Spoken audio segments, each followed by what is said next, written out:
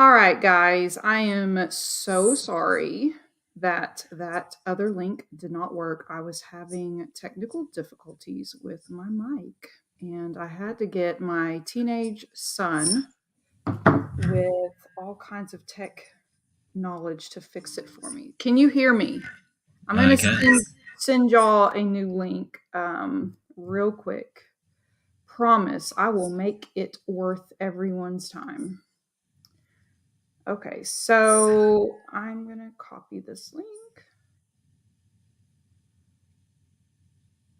So I send it to you so you can tweet it out?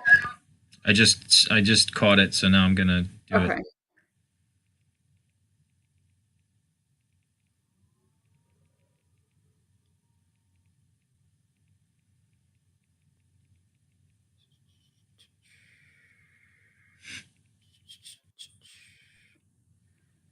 Okay. Mike's fixed. And we are here with Sean, the one and only. Thank you for coming on this Friday night. Like you didn't have anything better to do on a hot Friday No night. problem. So I saw on your story that you are doing an investigation tomorrow. So can you talk about that real quick? Where are you going? Yeah. So, a family is dealing with a diversified amount of hauntings, and the house used to be a nursing home in the 1800s, and there's talking about tragic deaths and possible hangings now, abuse by some of the patients that were at the nursing home, and it's a pretty extensive property. So we're going to go up there and figure out what's going on there. I'm going to bless the property. It's pretty sizable, and if there's a lot of snow up there, so if we got to do a second, hit up back to the place at some point when it gets warmer, do that too. But at least we can start extracting some information to see what we're dealing with definitively. So I had a couple of viewer questions since you hit on that about the demonology thing. So with the demonology, you are not a Catholic priest, so you can't do exorcisms. So your Right. demonologist is basically you're cleansing a house or location that's had some demonic entities or spirits, and you can cleanse that, correct? So kind of tell me what a demonologist does. Well, I mean, I can perform the exorcism ritual on a location. I can't do it on a person. So a solemn exorcism is something on an actual individual, and that has to be a traditional Catholic priest that would be approved to do so. So when I do that, when we find out something definitively, genuinely is demonic in the home, you would take the blessed frankincense and myrrh, the blessed salt, the holy water, and read the entire ritual. And you hit every single corner, every dark crevice in the entire home with that blessed salt, smoking it out with the frankincense and myrrh, the holy water. And then you go to the four corners of the property to seal it with the blessed Saint Benedict metals, and you dig them 6 inches into the ground as you recite the Saint Michael prayer.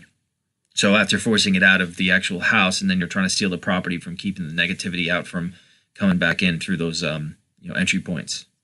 So how do you know it's a demonic entity? Like, what are the signs?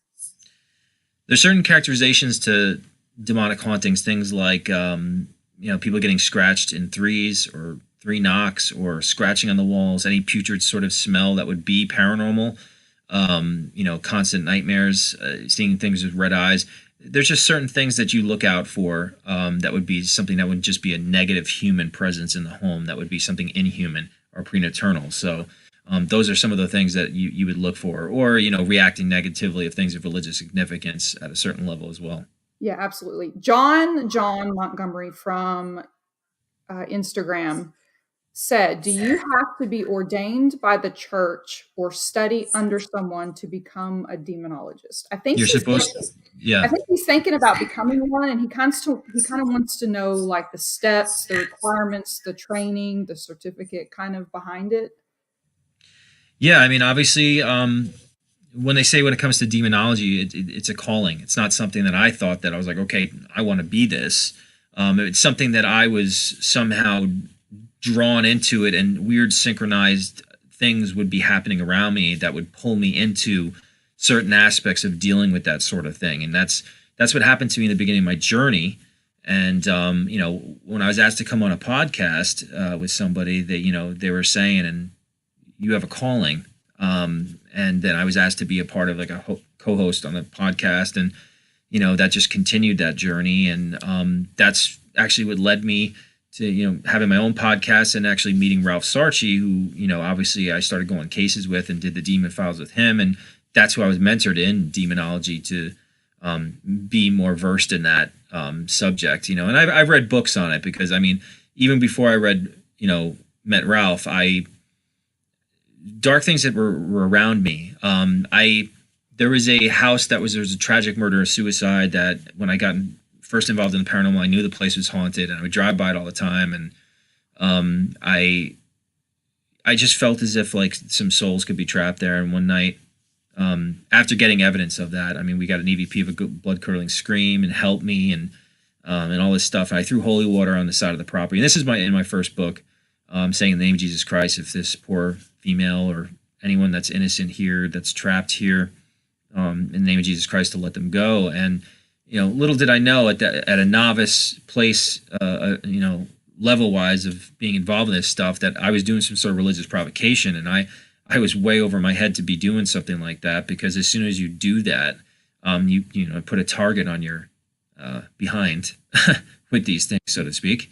And then I started to have stuff happen to me. After that, there was the female spirit that actually followed me for about 2 months and told me that I freed her from her stepfather's hell, and that there's some evil spirits that pissed off that I did that. And it seemed to be a reoccurring theme of that sort of thing happening with how I've been involved with cases, and actually leading to praying for spirits and trying to help some of these lost, earthbound souls that are still here, whatever that reason is. Have you ever thought about like training someone to do what you do? Like, have you ever had an apprentice? Have you ever thought maybe I should train someone? Because if someone were interested in it, would you train someone? It's something that I can, I definitely could consider for sure. I feel like I'm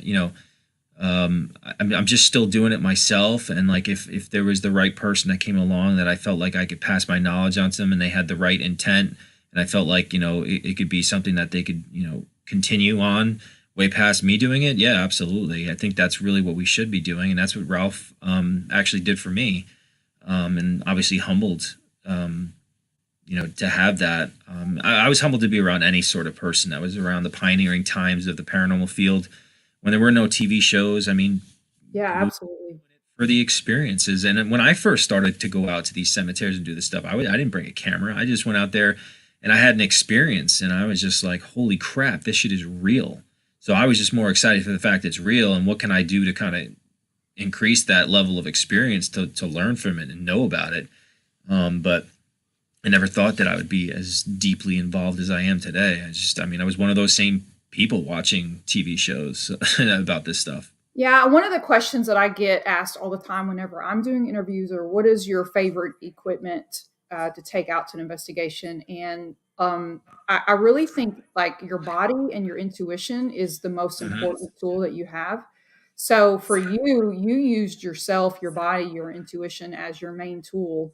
And that's kind of, I think, your most powerful, Yep. equipment that you can take out there for sure. I always say the same thing when people ask, what's your favorite piece of equipment? I do have favorite pieces of equipment. I do like the straight up just conversation, like immediate. Like, I just want who I'm speaking with, say something to me. Yeah. And obviously, since I have medium abilities, that come in and out, and it's, it's never just something that's so profound and crazy, but sometimes it is very high level for me, and I can pick up stuff very easily. Sometimes it's, it's tough. It just goes in and out, and it's kind of like it coincides with kind of activity as a whole with locations, because one time you can go into a place and it's insane, and the next day you're hearing crickets. I do believe that there's scientific reasons of why the veil is lifted more so with activity, and also people that are sensitive like myself, where other days it's different. I actually do believe that the moon phases tie into that. Mm-hmm. When I first started investigating, I was looking up about, because I wanted to know about that. I'm like, there's got to be a reason why I go to one place in one night and it's just and then another night it's just like nothing happened ever. But there was like some paranormal researchers that actually did studies and experiments going out on nights to see if there's different levels of paranormal activity. And they were saying that 3 days before or after a new moon or a full moon, that you would have more paranormal activity going on. and it definitely makes sense to me. Most of the water, the planet is water. Water is a conduit to paranormal energy, and you think about how the water and all the the oceans across the planet are affected by the moon. So I think Absolutely. it's all connected to some of those answers. But yeah, to be able to use your own senses and not just your piece of equipment, but also to have some of these scientific pieces of equipment correlate with some of the things that you can pick up yourself gives validation to what you're feeling, but also, to judge whether or not it's definitively paranormal or not. Yeah, one of the things that Zach Bagans had said a long time ago is when he first started, he wished he would have jotted down the temperature, the weather whenever he was doing investigations, so he could chart Mhm. patterns. And he said, "I never did that, and now I wish I had done that." So I read something about you that you're this amazing musician, songwriter. I've listened to some of your stuff, but one of the things that I read that struck me that was really cool was that you said that being a musician helps you with being a better paranormal investigator because it trained your ears to hear Yes. better. And I never thought about being a musician helping you to become a better paranormal investigator. So I'm going to tell you a funny story. Have you ever Sure. had this? But like my first major class A EVP, I thought it said right beside, and everyone else heard I'm sorry. Well, I put it on my video as right beside because that's Mhm. what I heard. Plain as day, loud as could be. No one else heard that but me. And I thought I was crazy, but I think it's important that we like train our ears. And I learned that we all don't hear the same thing all the time. And I started to realize that I need to have other people hear this before I put it on a video for sure. 100%. This is what this says. Yeah, yeah. I mean, um, I also realized with like listening to so many EVPs is that the audio is kind of layered too. So if your ear kind of aims at one of those, say if there's four lines of audio, it's just like your ear's kind of aiming at one of those lines of audio and it follows from left to right. And that's maybe the EVP that you hear that someone else might not hear. Mhm. It's, there's just layers of different noises that are occurring at the same time. It can be a little confusing and stuff like that. But that's why that's up to you to choose some of those EVPs that are just really loud, really clear. But I mean, you just pass around, you ask everybody, be objective about it, and just say, look, this is what I hear. What do you hear? And that's how you go along and progress with that. Okay, so I need some advice. I've been doing this about, I don't know, 4, 5, 6 months at tops. And I didn't really have these messages when I first started, but I'm starting to get messages from random people either through DMs or comments on my videos that tells me I need to ask God for forgiveness and make sure that I don't go to hell because I'm dabbling in the paranormal. And um, and I just don't know how to respond to that because to me, just because you're dealing with ghosts, paranormal, doesn't mean you're satanic or that you're going to hell. So Well, why are people doing that? I don't know.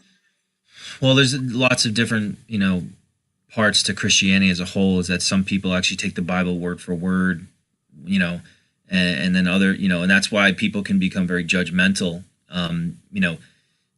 I was brought up Catholic, doing all this stuff, and obviously, being a demonologist, I mean, my faith is really strong. But I mean, Mhm. we take risks as investigators going to these places. I mean, there's no doubt about that. And I believe that we're drawn into these things for certain reasons, and there's ways for us to learn spiritually through having this stuff happen to us and the risks that we take. But I think it's about having the genuine intent and being a good person. But we take risks walking out our door into everyday life. But I mean, that's up to us with our free will. But there's certain parts of Christianity that are like, oh, all those spirits you're talking to were demons. No, there are human spirits here, and a lot of them are trapped, the purgatorial type souls. And that's what another thing too that I actually, while investigating, I'll ask some of the human spirits, do you want help? And someone will come through like, help me and this and that. So I will actually say like, all right, well, if you need help, then say pray. Because if they say pray, there's no demonic entity that would ever want you to pray for any reason, bring you closer to God. Mhm. And, even Ralph agrees with that. And that's something that, I try to make sure, because sometimes these demonic things will mock or say, like, help me, this and that, because they just want to make you think that someone's suffering. But they want to bring you closer to God. And that's something that's really profound to me as well, is see some of these spirits literally scream out, pray for me, please. They come to me. They come to me before I even go to location. I remember one time, actually just in September, I was taking a 5-hour drive to go to Hillview Manor in Pennsylvania. And I was in my car and something just kept on tapping me. Never happened this consistently. And I'm just like, what is going on? And then one was just big in the back of my neck. And I'm like, holy crap, there is legit someone in, like, a spirit in my car, and it's trying to get my attention. So I decided to jump on live stream and tell people, anyone. I was like, wow, there is legit ghosts in my car right now while I'm driving. This is crazy. So my radio in my car has like a perfect dial to make it a makeshift spirit box. The irony of it. So I just started like turning it, and I'm just like, and I heard psychically the name Sam, and I'm like, Sam, are you here? And he's like, I'm here. And I'm just like, all right, well, Sam, like, who are you? Like, are you following me, like, from where I came from, or are you from the place that I'm going? And it said Hillview, clear as day. I have it on video. And I'm like, well, why are you following me? And he's like, bring the light, pray for us. Like, it was like waiting for me to get there. And when I got there, they said that they were waiting for me to pray for them. And that's just an example of, like, they know what I do. And you get this reciprocation from these spirits, and like, they know that you're willing to do whatever it takes to try to help them if you can. And Yeah, I think you can totally be either a Christian or extremely religious or spiritual and still believe in the paranormal. I mean, Ed and Lorraine Warren were devout Catholics, and worked well with the paranormal. I just was like, I don't even know how to respond to these people. Just ignore them, or what kind of comeback? I was like, I'm spiritual. I believe in God. That doesn't mean I don't have to work with paranormal, or I'm going to hell for it. I just thought, well, you have to remember, these people are basing it on they're just basing it on reading the Bible. yeah. Has I'm it brought you closer in your religion or your Oh, spiritual I mean, journey? like, I've had an angel come to me. I've had visions about Jesus. Like, this stuff just has brought my faith to a whole new level. I mean, yeah, I deal with a lot of dark stuff that comes around and plays around, but I mean, when I use my faith, or something like, my blessed Saint Michael pendant that I use here, that's blessed by the relic of the true cross of Jesus that was crucified on, that Ralph has, and anything it touches is considered a third class relic. And in a lot of places I go, it mentions my St. Michael pendant, says I'm protected. Or if something comes at me, and, and even, I can even play it for you. I mean, I did on just the other night, another interview, but, like a defining moment with the story I wrote in my second book. This girl was possessed and pregnant, and she would call me all the time. I've had these phone conversations with her, and she'd be speaking English backwards and all sorts of stuff like that. And just one of those moments, that was a defining moment, even to bring me closer to God, is that she couldn't see me on the phone. And she was speaking in a low-tone voice. And she had actually said, Sean, she's mine. I can actually play it for you. It's pretty creepy. And after that, I'll tell you what happens, but I'll just play it for you here. Do thou, I was praying for her on the phone. by the divine power of God, cast into hell Satan and all evil spirits that roam throughout the world, seeking the ruin of souls. Amen. And you hear her go, Sean, she's mine, in like a man's voice. A 22, 23-year-old girl.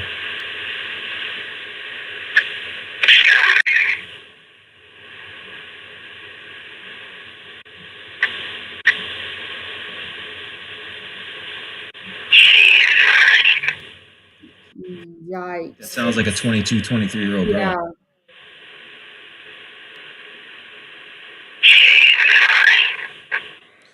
And after that, I had about a 6-inch crucifix. She cannot see me on the phone. It's a normal phone call. And I put the cross right up to the phone. And as soon as the cross touched the screen of my phone, she hissed at me. And this is the noise. So I'm just giving you an example. Yeah, that would totally bring me closer to God for sure. Yeah. She can't see me on the phone, and a cross went up to the phone, and it literally freaking hissed at me. So that's an example of something on a spiritual level reacting negatively to the something Yeah. of significance. So yeah, things like that, experiences like that, have brought me very close to my faith in God. Yes.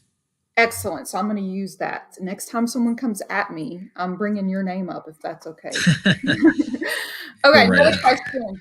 I am getting people saying that, Kelly, you're going through a midlife crisis. You're starting to deal with paranormal in the middle of your life.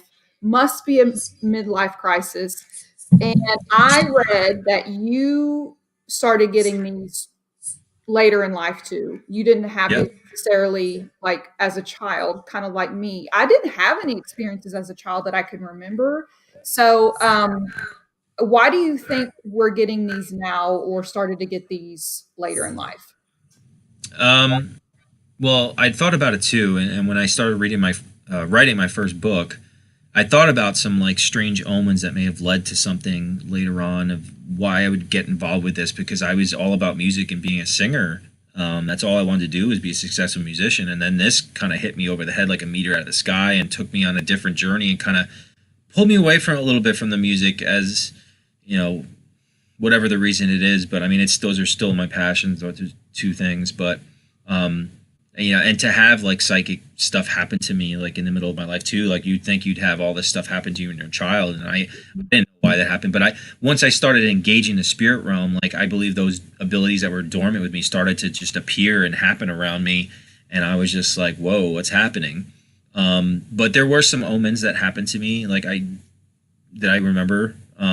I was about between 8 and 10 years old. We had a house out in Long Island, and I was running home from a friend's house to back to my house, and I could see like tall dead grass and in my peripheral vision between the houses of someone's two houses. And I picked up something on the floor. It was a satanic book, and the pages were burnt on the outside, and I just got this creepy feeling and threw it down, crying, running home to my mother as any child would.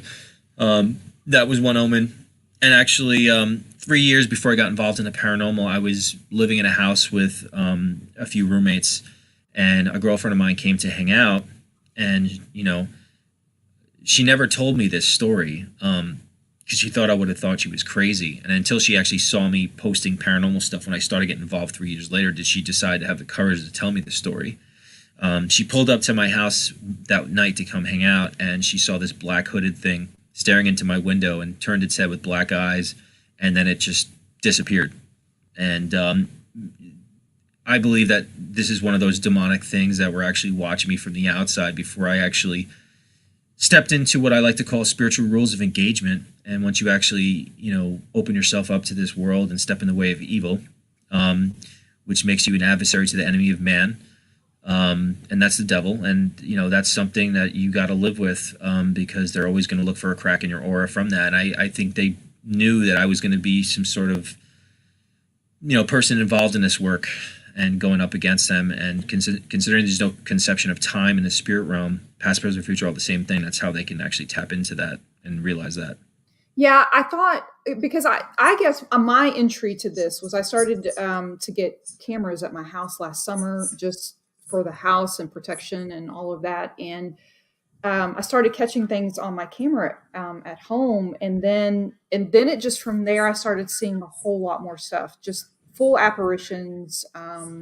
Weird things started happening at my house, and I always thought how often that would have happened before if I had just had cameras. Maybe it's been around me my whole life. I just never have caught it. And Well, it's like a trigger. I mean, like I said, once you are acknowledging energies in the spirit realm, acknowledgement, it gives energy to spirits, and that's why human spirits are so desperate for it. So once they see your aura start to change to a distinct color that recognizes to them that they have a better chance for you to feel, hear, see them, that's why they'll gravitate towards you. It's the same principle why they go towards children. Children in the spirit realm, they have not been contaminated by the rational perspectives of an impressionable child, as they grow up, and they have those natural gifts. And that's why spirits will gravitate towards them. But if you have a spiritual awakening and you're very open to these things, then they will start to happen around you too, because they're just looking to be like, I'm here, And if they're human souls, they want to feel like they're still alive. They haven't been able to let go of whatever Yeah, life. they want to be seen and heard and just acknowledged and appreciated that, we're here. Absolutely. Yeah. So my YouTube channel has true crime and paranormal, and I've had some people who are like, what does true crime have to do with paranormal? And to me, I think it has a lot to do with it, because a lot of the time when you have ghosts or spirits that can't cross over, it's because they've been a victim of a crime. And so one of the things that you asked me was, do you like true crime? And you do too. So I know you're working on kind of a true crime case, correct? Yeah, I mean, like, randomly my friend asked me to maybe I should go by the house of Jennifer Dulos to see what I could get with my devices and intuitive ability. And I went to the outside of the house at my car and got some crazy stuff. And then my friend and I, we took the words that came through and what I came up with, and made pinpoints on a map up in Connecticut in Farmington, and started going around to certain areas. And the spirits led us to an area in the river to look for her. And then we took a sonar and found some anomalous items in there. And we were, basically just doing this on our own. Mhm. And yeah, I mean, that's the first time I ever really got involved with doing that paranormal investigation with something like that. But it's, So do you see yourself in the future maybe helping like cops or FBI trying to solve a case with your psychic abilities? I would love to be able to help out in any way that I can with my gifts or what I'm, passionate about doing, especially with obviously spirituality. I did have a psychic tell me years ago that I would be able to help find missing people at some point, and I hope that I can have my hand to do that. There were other things the psychic actually told me too that was true. Like, I would have some form of psychometry. Like, I can pick up an item and I can feel energy off of it, and that was true. Remote viewing, something that actually has happened to me too, just randomly. So explain what remote viewing is, because that's something that I just heard like last week. So there's two interpretations of how you basically, there's astral projection, when your soul actually leaves your body, when you're sleeping, mostly when that happens. Your soul is attached to your physical body, something called the silver cord, and you can have these outer body experiences and going other places and seeing and experiencing stuff. With the remote viewing, you're actually not leaving your body. You're actually just watching something happen somewhere else where you're not, and you're able to look behind your eyelids and your mind's eye. And that's will just happen to me. Like, sometimes I'm sleeping and then I just see some sort of bad documentary. It's kind of pixelated and a little blurry, but I'll see something playing out, something that may happen in the future or something that's happening now. It happens sporadically, but it was something that a psychic told me years ago that would happen to me, and it did. So it's interesting, but that's basically what it is. You're viewing something without being there. I wonder if I've ever done that and just not really realized that that's what's happening. So can you do that in your sleep? Is it still called the same thing if you're sleeping and you see that? Or is that just... Well, yeah, I mean, if you're not leaving your body, that would be remote viewing. You're Okay. psychically watching something without being there. Yeah, that's usually what happens. What you have to understand is when you're sleeping, you're in a meditative state, and your rational mind's fully asleep, and your subconscious is fully awake, and that's where you actually can tap into your natural psychic abilities and gifts. Because remember, you're a spiritual being living in a human body, having experience. It's not the other way around. That's who we are as a core. It's there. We all have these gifts, but some people have a little bit more easier than others, just like whatever talents people have in their daily lives. But that's when your minds are open. That's where you can connect, and spirits know this too, and that's why they'll come to us while we're sleeping, because again, it's a better chance for them to be acknowledged when you're sleeping, because your rational mind is not there. Makes total sense. Hey, I have a question for you. Would you like to play a game? Are you down to play a game? Is this a sequel to Saw or what? No, I have actually never seen any of the Saws. I've not seen one of them. Okay, so this game, are you down? You got a yes? Are you I'm down. Go right ahead. Okay, so this game is called Never Have I Ever. Have you ever heard of this game before? Yeah, You have? Have you played it before? I'm probably turned into like a drinking game probably at some point. Probably. Okay, so I have two signs here that says I have not or I Okay. have. Do you have your signs? Did you make your signs? Yes, you made me make these signs that I'm holding right here. Okay. So what I'm going to do is I'm going to give you 5 or 6 scenarios, and these are supposed to be funny on the lighter side, and you have to hold up the Okay. sign. Have you ever done this or not? Okay. So the first one, don't forget to hold the sign up before you start talking. Never have I ever screamed like a sissy during an investigation. Screamed like a what?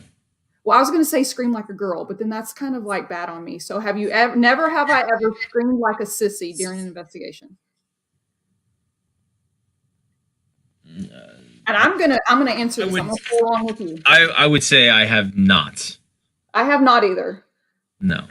I mean, I would be like, oh, like something like that, but it's not be like, No, I haven't either. And I'm being honest. Like I'm gonna be honest with you. Okay. Question number 2. Never have I ever refused to go back to an investigation site afterwards. Have you refused to go back because it was so bad? Dude. Okay. Me either. Okay. I thought this was going to be harder. Okay, third one. Never have I ever performed a seance. Have you ever participated in a seance? Nope. I have not either. Now, I've gotten close. I've done a Ouija board session in a cemetery, but those two aren't the same thing, correct? Seance and a Ouija board. What's the difference between those?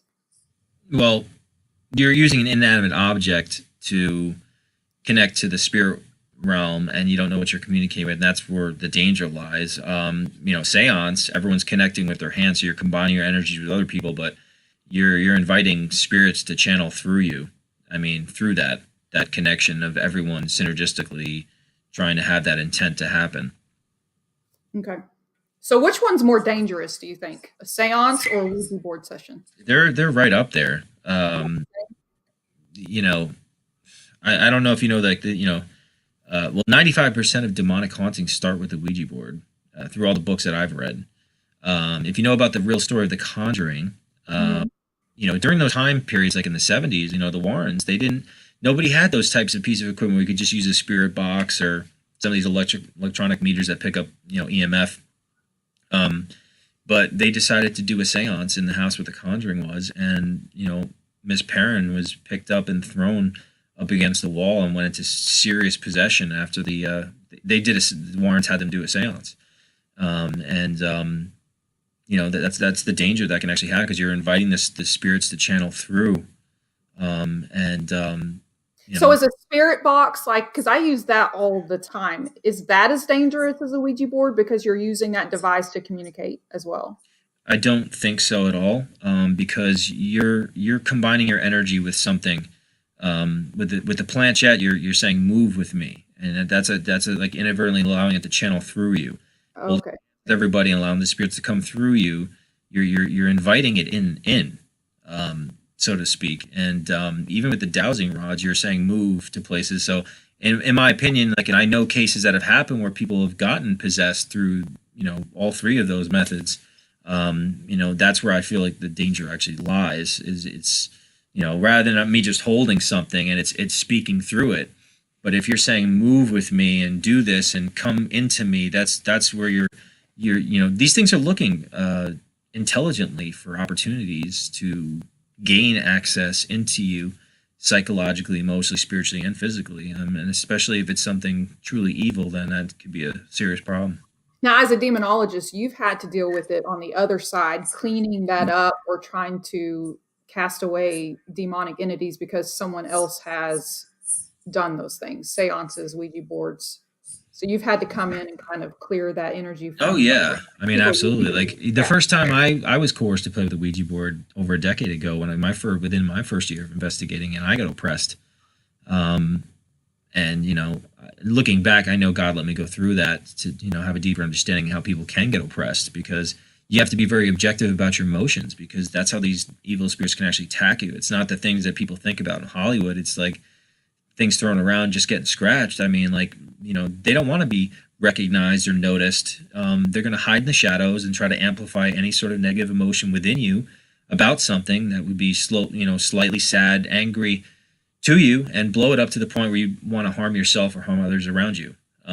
So that's the real delicate nature to all this stuff. But yeah, I mean, yeah, I just did a case with the Ouija board. I mean, the kids were hiding under their cribs and 3 o'clock in the morning all the time, and they saw this. They played with the Ouija board trying to communicate with a loved one, and they were seeing a crouched down shadow in the closet with these kids with red eyes, and I had to do the exorcism ritual in the place because these kids were getting scratched. They were like just a couple years old.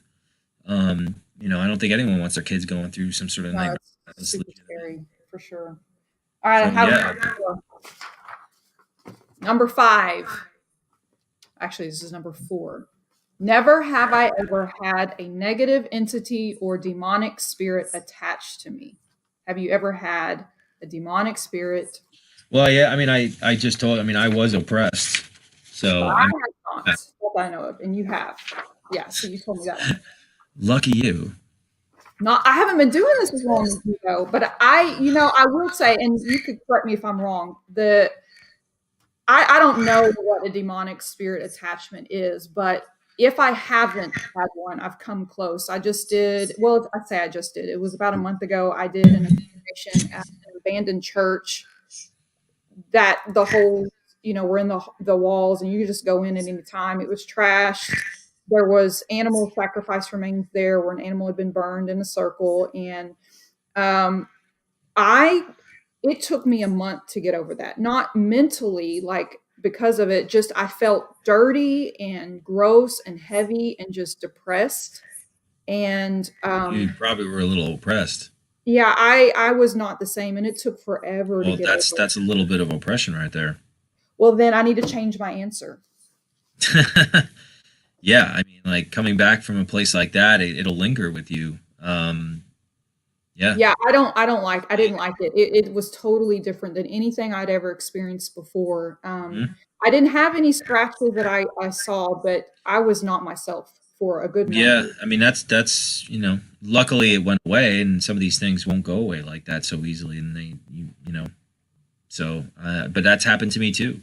Um, I went back to this place, Letchworth Village. I wrote about my first book. I hadn't been there in years, and about a year ago, we went to this place, and just it felt so bad in there. And then just like for the next week, my friend and I just felt like just off. Like there was just it's just some of these places have such evil, and that it fascinates me too with some of these places that they stick to you like ooze for a while. It kind of Yeah, lingers. like glue. Yeah, 100%.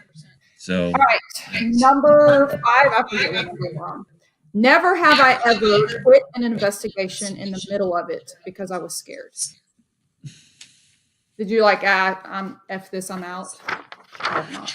well, not because like we're scared, just because we thought we were in danger. I mean, basically, we were just like, all right. I mean, we're just poking this thing at this point. Like we just, it's just we're really putting ourselves in danger. It's not like, oh my god, let's get out of here. It's terrifying. It's just like we're just really like, something bad might happen to one of us. It's just more of a concern thing rather than just like I'm out of here. Fuck that. So Yeah. um, All right, last question. Never have I ever investigated in Arkansas. I haven't. No, You forgot your signs. I have not. I have. Obviously, if So, you're from Arkansas. well, I'm actually from Dallas, but yes, I have investigated here, and I could recommend a few cool places if you're ever down this way. Yes. I'm all about new places never been to before. Yeah, the Crescent Hotel, 100% for sure. You've got to go Yeah, there. I've heard about it. Mm-hmm. All right. Well, Renaissance man, the psychic medium, the demonologist, the author, the singer songwriter. Do you have any questions for me? I'm not used to this whole question thing. I'm usually the one that's being asked questions. So, I don't know. What do you expect to get out of, now that you're getting into investigating? oh, that's a good question. I don't expect to get anything out of it. I just enjoy it. I feel called to do it. I want to learn and grow. I expect to get better. I expect to get more knowledgeable, and I want to help people and I want to help spirits. So I guess that's what I expect. Oh, yeah. But I want to do it safely. because I have a family, and Mhm. I see that it's very, very dangerous, and I want to make sure it's done right. I've not been very consistent and good about protecting myself before doing the things that I need to do at every investigation the right way every time. Sometimes I'll just jump in there and then, oh, here's a place, let's go investigate, and not have all the equipment and the prayer and the holy water and all of the stuff prior to. And then sometimes it was such a great investigation that I forget to do a proper cleansing afterwards. And Mhm. I need to get better at that for sure. Yeah. For all those reasons. But yeah. That comes along with the territory the more you get involved. All But right. Yeah. So his for those who are watching, his links are down in my description box. Actually, they were in the other one, but I'll put them in this one too. And for his CDs and his music and his YouTube page, and we'll follow you everywhere, Sean. Thank you so yeah, much. yeah, absolutely. Thank you for having me. All right. Well, happy Friday. Enjoy your weekend and have a safe investigation tomorrow. Yeah, thank you so much. Don't take anything home. That's All right. always the thought. Bye. Have a good one, Kelly.